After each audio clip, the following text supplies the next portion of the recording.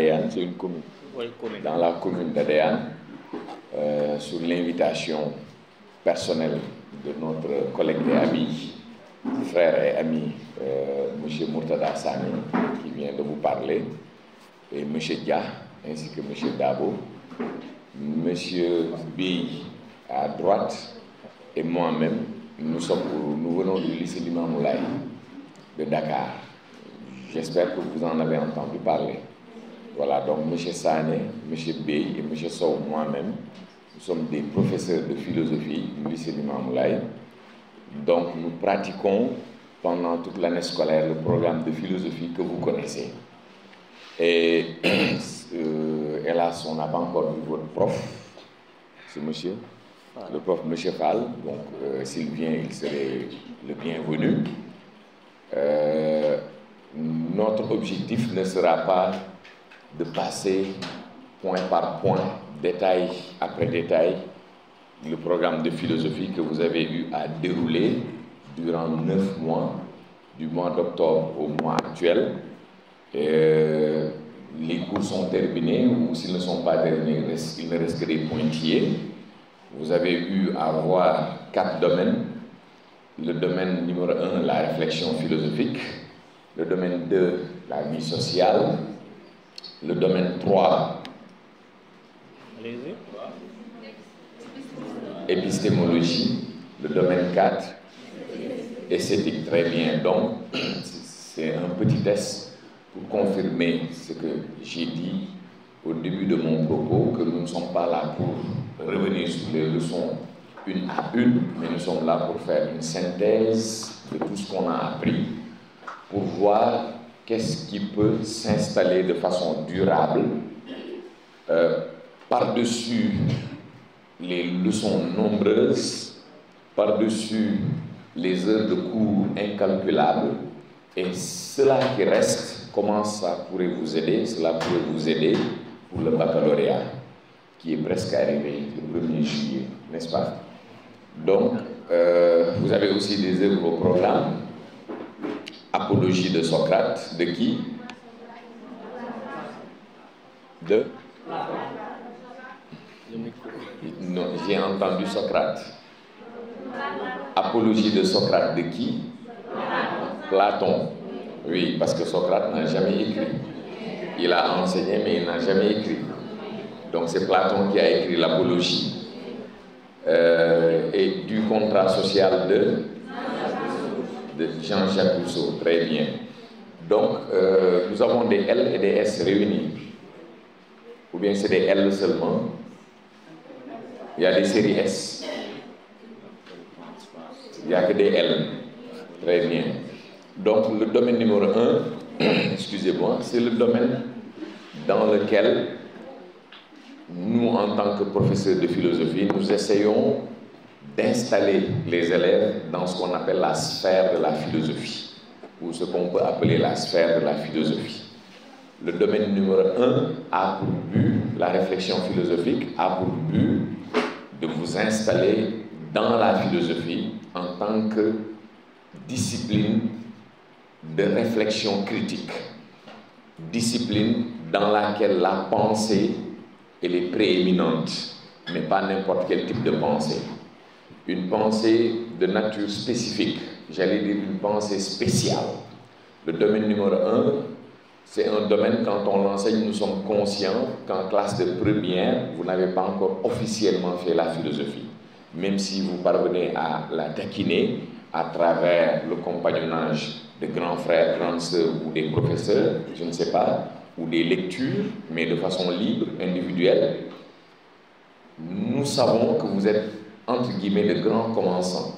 Donc quand on fait la réflexion philosophique avec vous, on l'a fait pour vous faire comprendre d'abord ce qu'est la philosophie, ce qui pousse à poser la question « qu'est-ce que la philosophie ?» Et la question « qu'est-ce que la philosophie ?» nous pousse à nous demander où est-ce qu'on a philosophé pour la première fois. Donc à la fois, nous essayons de connaître la notion, mais nous essayons aussi de connaître l'historique de la notion.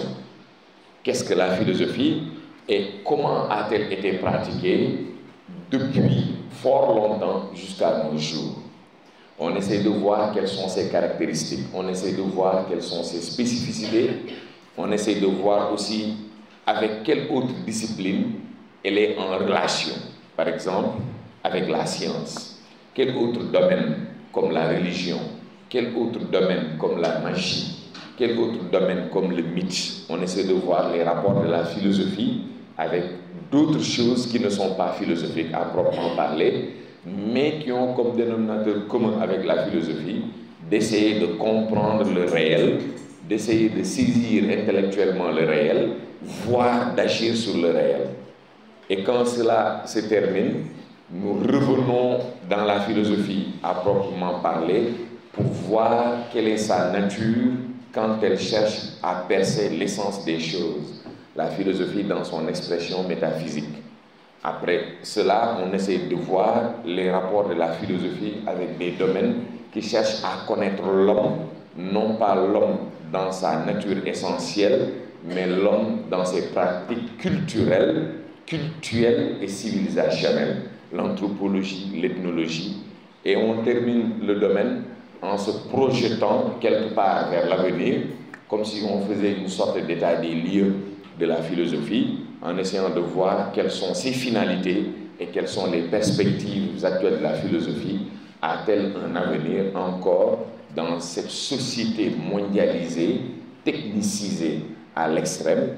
Et après, on termine le domaine numéro 2, le domaine numéro 1, en essayant de voir les Africains eux-mêmes à travers l'idée d'une philosophie africaine ou la problématique de la philosophie africaine, les Africains eux-mêmes, où en sont-ils avec la réflexion philosophique? Quand cela se termine, on attaque le domaine numéro 2, la vie sociale, la société dans tous ses aspects, la philosophie pleine, on suppose qu'elle est pleine d'elle-même dans le domaine 1, elle va maintenant sortir d'elle-même pour tendre vers autre chose qui n'est pas elle, en l'occurrence ici la société.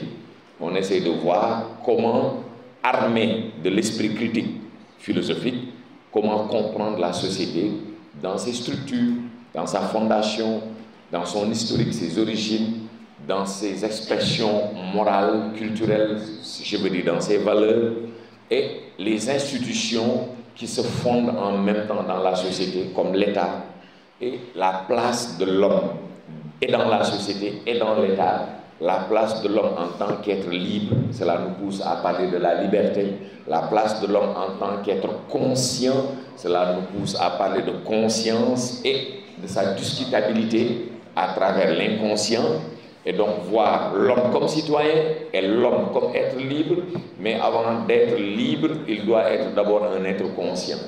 Quand nous terminons cela, nous attaquons le troisième domaine, l'épistémologie. La philosophie sort encore d'elle-même, elle se projette vers la science pour essayer de comprendre la science, pour essayer de voir sur quels principes les sciences se font, se pratiquent, les principes de la science, les méthodes de la science, les résultats de la science et les conséquences de la science, ainsi que le rapport presque symbiotique entre la science et la technique, même s'il y a une différence de nature entre la science et la technique, mais il y a un compagnonnage qui frise la symbiose entre la science et la technique, de même que les avancées de ce compagnonnage qui aboutissent à la technologie jusqu'à la technoscience. Enfin, on soulève les problèmes éthiques, les problèmes moraux que les résultats de la science ainsi que de la technologie, disons donc de la technoscience, provoquent ou causent dans notre société actuelle, les conséquences de la technoscience dans nos sociétés actuelles et le défi moral que cela pose. Quand on finit cette partie, on termine avec l'esthétique.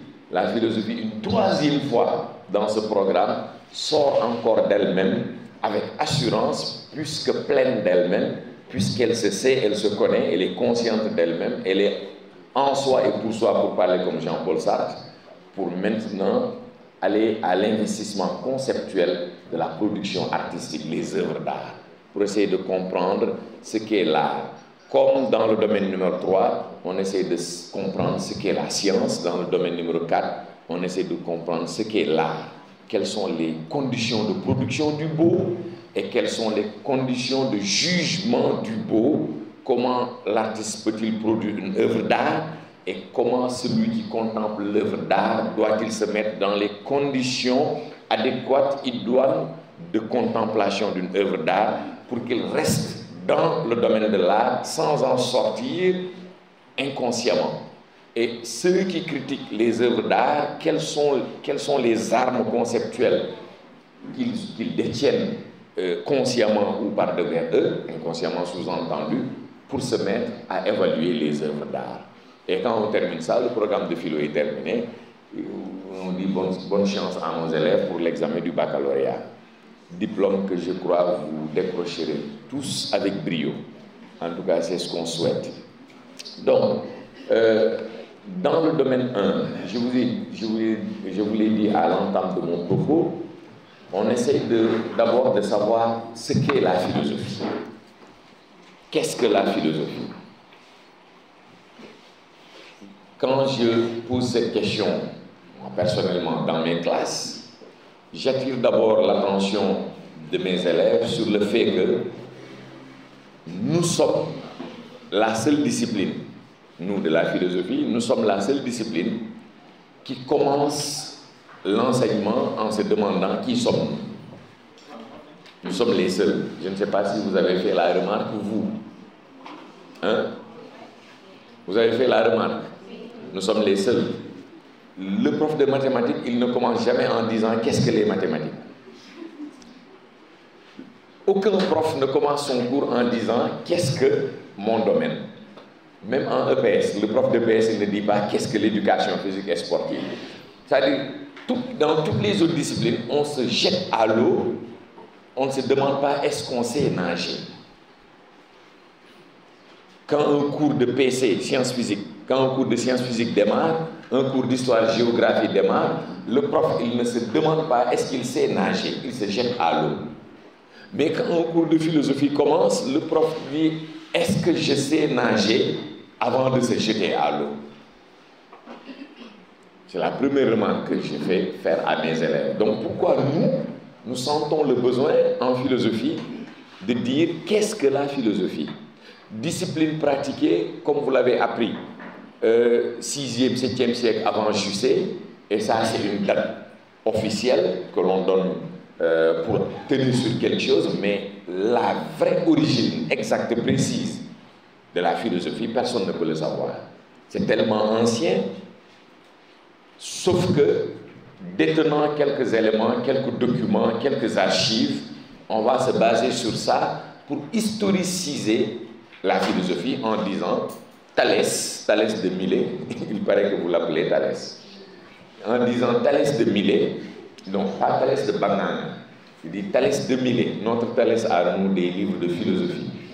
Thalès de Milet, il est chronologiquement le philosophe pratiquant et qui a laissé quelques écrits sous forme de fragments. Vous voyez déjà, ce ne sont même pas des livres complets, c'est des fragments, parce que c'est tellement ancien, c'est 6e siècle, 7e siècle avant Jussé.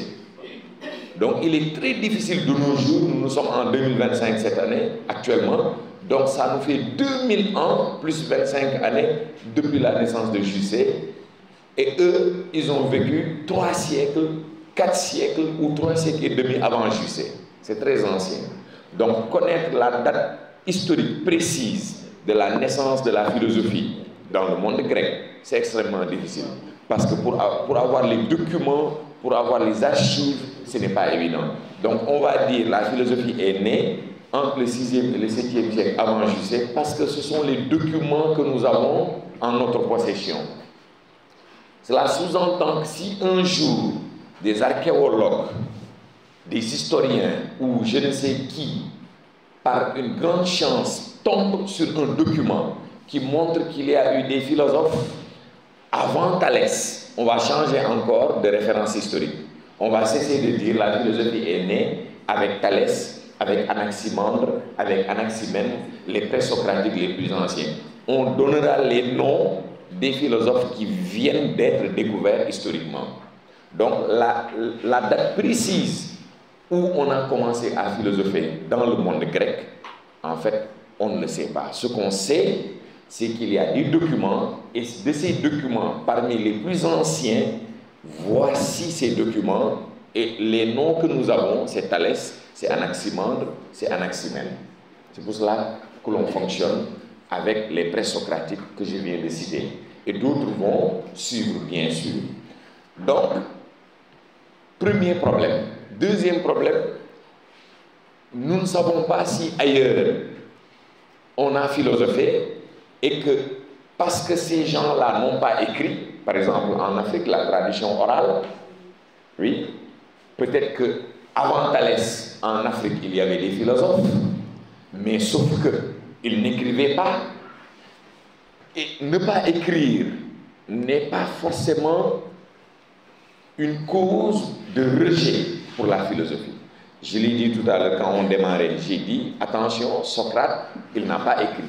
Et pourtant, Socrate est considéré comme le père spirituel de la philosophie occidentale, de la philosophie grecque, et pourtant il n'a jamais écrit. Pourquoi il n'a pas écrit? Ce n'est pas parce qu'il ne savait pas écrire, c'est parce que Socrate considérait que l'oral est supérieur à l'écrit. Ça le concernait. D'autres peuvent avoir d'autres considérations. Un autre peut dire, moi je considère que l'écrit est supérieur à l'oral. Mais Socrate, lui, il considérait que l'oral est supérieur à l'écrit. Supérieur dans le sens que parler permet de mieux saisir la spiritualité que écrire. Écrire, déjà en pédagogie, les écritures, on les appelle les traces mortes. En psychopédagogie, les écritures, on les appelle les traces mortes. Parce que les écritures ne sont pas vivantes, c'est en les lisant que nous les rendons vivantes. Les mots ne sont pas vivants, c'est en les lisant que nous les rendons vivants. Et l'oral, en même temps que l'on parle, on donne vie. Donc il y a une simultanéité de la vie et de la parole, de la langue à l'oral. Donc Socrate avait compris ça, cette dimension ontologique qu'il y a dans l'oralité. Vous voyez donc, quand les Occidentaux se mettaient à critiquer l'Afrique en disant, puisqu'ils n'ont pas d'écriture, donc ils ne sont pas civilisés. D'ailleurs, ils ont choisi que la naissance, les Occidentaux, les Européens, ils ont choisi que la date de naissance de l'histoire, c'est avec l'invention de l'écriture. Qu'est-ce qui leur permet de choisir cela? Sur quels critères ils se basent? Nous, nos ancêtres, peut-être qu'ils n'écrivaient pas, peut-être qu'ils écrivaient. Nous n'avons pas en tout cas de source historique. Mais nous savons qu'il y avait l'oralité. C'est pour cela que nous parlons de tradition orale. Mais dans cette tradition orale de nos ancêtres, mais qu'est-ce qui nous empêche de croire qu'il y avait de la philosophie? Dans les traditions orales en Amérique, qu'on appelle Amérique latine, mais ça ne doit pas être appelé Amérique latine, parce que le latin, ce sont les Européens, les Espagnols et les Italiens, quand ils sont allés conquérir le continent américain, qu'ils ont amené le mot latin. Mais ce qu'ils ont trouvé là-bas, ce sont les Indiens. Donc ce qu'on doit dire, c'est le monde indien, le monde amérindien. Qu'est-ce qui nous garantit que dans le monde amérindien, les ancêtres des Péruviens, des Chiliens, des Colombiens, des Argentins, des Mexicains, qu'est-ce qui nous garantit que parmi eux, il n'y avait pas des philosophes? Qu'est-ce qui nous empêche de croire qu'il n'y avait pas de philosophes? Rien du tout. En Asie, pareil. Les Chinois, bien sûr, les Chinois ont une écriture.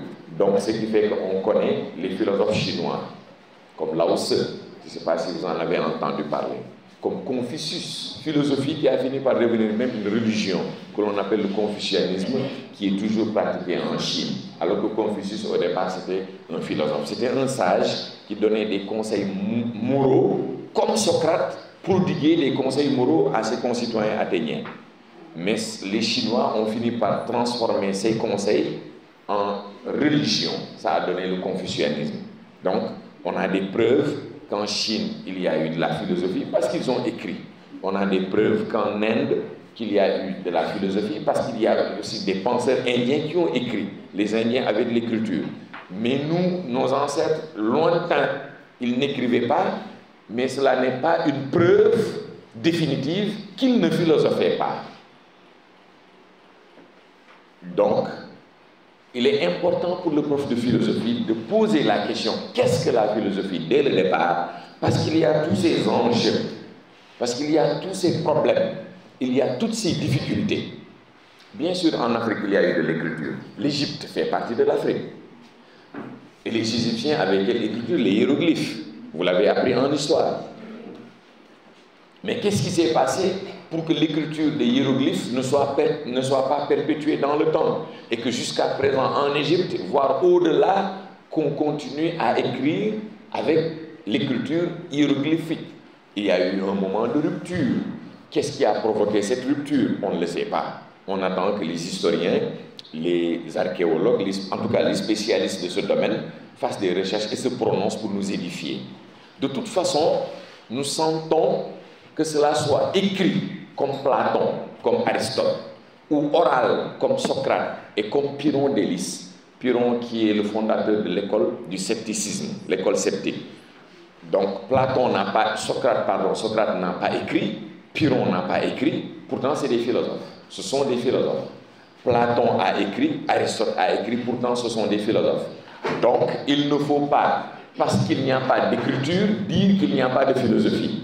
Parce que Socrate n'ayant pas écrit, il y a eu donc un Socrate africain, un Socrate amérindien, un Socrate asiatique qui ont philosophé, mais dont on n'a pas la trace historique.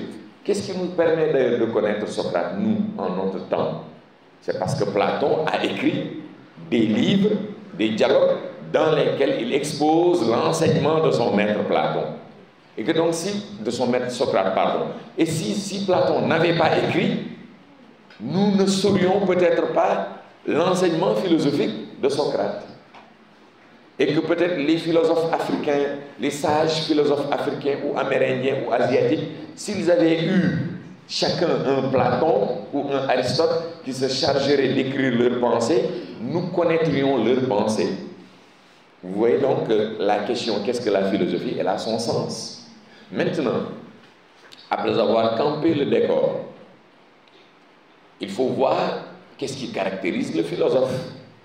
Le philosophe, c'est d'abord une conscience. D'abord une conscience, c'est-à-dire un homme ou une femme. Oui, pourquoi je précise un homme ou une femme? Parce qu'à la naissance de la philosophie, les choses étaient organisées chez les Grecs comme si les femmes devaient être exclues de la philosophie et que la philosophie devait être une affaire spécifique des hommes, une philosophie masculine. Aujourd'hui, on sait que tout cela, c'est des préjugés. Il faut donc dire que le philosophe ou la philosophe doit être une conscience. Que la philosophie se pratique sur la base de l'esprit. Mais quel type d'esprit? Parce qu'il y a plusieurs façons de manifester son esprit. Il y a une façon religieuse de manifester son esprit. Il y a une façon mythologique de manifester son esprit. Il y a une façon magique, j'allais dire presque de la sorcellerie, de manifester son esprit. Mais ici, il faut que le philosophe ou la philosophe soit une conscience libre d'abord. Une conscience libre, une conscience critique. Une conscience libre, une conscience critique. C'est la condition première pour philosopher. Donc je vais remplacer le mot conscience par le mot esprit. Le philosophe, c'est donc un esprit libre, c'est un homme ou une femme qui met en action son esprit libre, qui travaille sur la base de son esprit libre.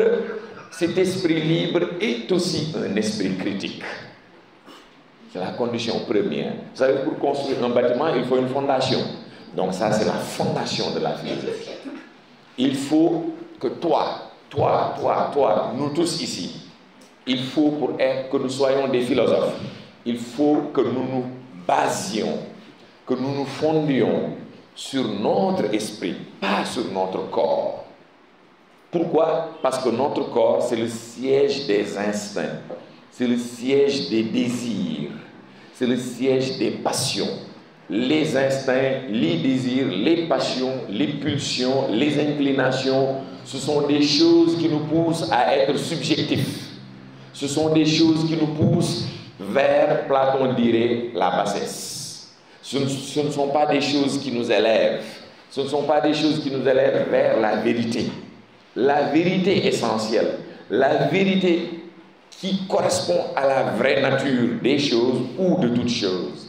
Donc, notre corps, c'est comme s'il nous menait vers l'aveuglement. Pourtant, c'est avec notre corps que nous sommes en vie. Mais notre corps, en même temps que nous sommes en vie, à travers lui, je ne sais même pas comment le dire, en tout cas, si le corps est bien, nous sommes en vie et nous sommes en bonne santé, mais c'est ce même corps qui nous aveugle, qui nous empêche de voir la vérité des choses. Et c'est donc l'esprit, j'allais dire l'âme, qui nous ouvre les yeux. Et comme le corps, dans le sommeil, doit se réveiller, l'esprit ou l'âme, dans l'ignorance, doit s'éveiller. Donc le corps, il doit se réveiller pour être en activité et servir ce qui est programmé en lui naturellement.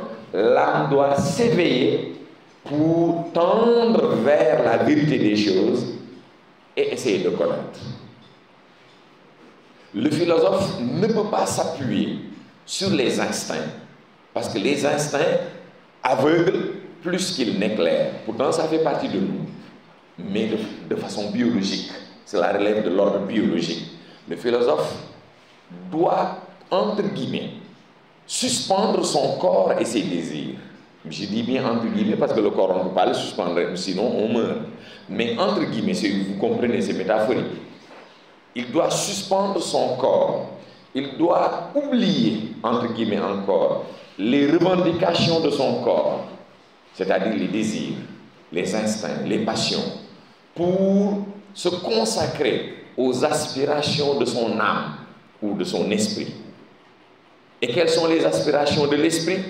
C'est de connaître la vérité de toutes choses, c'est de savoir comment les choses sont. Le corps obéit à la nature, l'âme ou l'esprit n'obéit à rien. L'esprit obéit à lui-même, l'esprit n'obéit à rien sinon qu'à lui-même. C'est-à-dire donc moi, je ne puis être libre que si je m'appuie sur mon esprit, parce qu'en moi, doublement corps et esprit, oui, l'homme, il est un homme, mais c'est un homme doublement corps et âme. On ne peut pas être homme sans corps, on ne peut pas être homme sans âme. Je dis alors, l'homme, c'est un singulier pluriel. Parce qu'un homme, c'est au singulier, mais il faut un corps et une âme. Les deux, ce n'est pas au singulier, c'est au pluriel. Il est donc un singulier pluriel pour être en vie. Il lui faut un corps et une âme. Mais son corps ne le libère pas. Son corps le retient dans la nature. Son corps le retient dans le programme de la nature. Vous vous rappelez, nature et culture. Son corps le retient dans le programme de la nature. Son corps l'emprisonne dans les mécanismes, les déterminismes de la nature. Il ne lui reste que son esprit, ou son âme si vous voulez, pour se libérer de cette prison de la nature et face à la réalité, libre donc et volontaire, aller à la quête de la connaissance des choses. Ainsi, l'homme ne peut être libre que s'il s'appuie sur son esprit. C'est pour cela que j'ai dit, pour être philosophe, la condition fondamentale, c'est d'être une conscience libre. Maintenant, cette conscience libre, parce qu'on s'appuie sur l'esprit et non pas sur le corps et ses déterminations naturelles, cette conscience libre, elle doit se perfectionner, elle doit s'améliorer. Elle doit se perfectionner, c'est ce qui permet de dire critique. Elle doit se perfectionner, c'est-à-dire, elle doit chercher la vérité de la meilleure des façons, car la vérité ne se donne pas facilement, elle ne se donne pas aisément. La vérité, elle se conquiert. La saisie de la vérité, c'est une conquête dure, c'est une conquête âpre. Quand tu cherches à connaître les lois de la nature, tu ne te lèves pas comme ça, un beau matin, et sans fournir beaucoup d'efforts, tu parviens à comprendre la loi de la pesanteur, la loi de l'inertie, la loi de la poussée des corps, la loi de la gravitation universelle. Je ne sais quelle loi qui préside au fonctionnement de la nature ou au fonctionnement de l'univers. Il faut travailler longuement, péniblement, pour percevoir les secrets de la nature, et les exprimer de façon mathématique, si on est en sciences. Parce que j'ai donné l'exemple des lois de la nature. Oui, il y a... Ah d'accord. Bon, une petite pause pour accueillir la délégation du MONEP. Vous vous levez pour accueillir ceux sans qui